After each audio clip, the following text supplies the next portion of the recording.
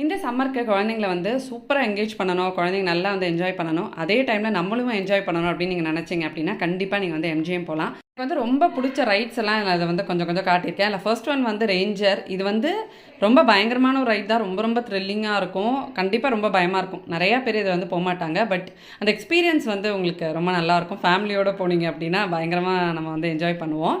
So இது அதுக்கப்புறமா spinning ஒரு வீல். இது வந்து நம்ம ரொம்ப பேலன்ஸ் எல்லாம் வந்து இல்லை, அப்படியே பிடிச்சிட்டு நின்னாலே வந்து போதும். ரொம்ப ஜாலியாக இருந்துச்சு. அண்ட் இது வந்து ஒரு ஸ்கை ஸ்விங் மாதிரி, இதுவுமே வந்து ரொம்ப சூப்பராக இருந்துச்சு.